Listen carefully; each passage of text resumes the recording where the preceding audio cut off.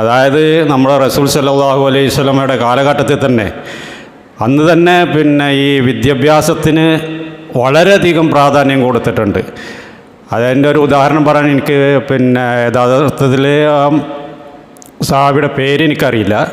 അതുകൊണ്ട് റസൂലിനോട് പറഞ്ഞു, റസൂലെ എനിക്ക് അടുത്ത് എൻ്റെ മരണം ആസന്നമായിരിക്കുന്നു എന്നുള്ളൊരു വാർത്ത കേൾക്കാനുണ്ട്, ഞാനിനിയിപ്പോൾ എന്താണ് ചെയ്യേണ്ടത് എന്ന് ചോദിച്ചപ്പോൾ റസൂൽ കരീം സല്ലല്ലാഹു അലൈഹി വസല്ലം ആദ്യമായി പറഞ്ഞത് നിങ്ങൾ പഠിക്കുവിൻ, അതാ പറഞ്ഞത്. അപ്പം എന്ന് വെച്ചാൽ പഠിപ്പിന് നമ്മുടെ സമൂഹത്തിൽ അങ്ങേ അറ്റം വില കൽപ്പിക്കുന്നുണ്ട്.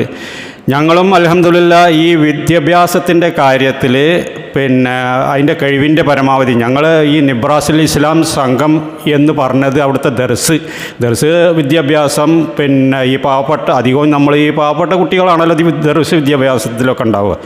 അപ്പോൾ ഈ ദർസ് വിദ്യാഭ്യാസത്തിന് അങ്ങേയറ്റം പ്രാധാന്യം കൊടുക്കുന്ന ഒരു മഹല്ലാണ് പണ്ടേ മുതൽ തന്നെ കരിങ്ങനാട് മഹല്ല്.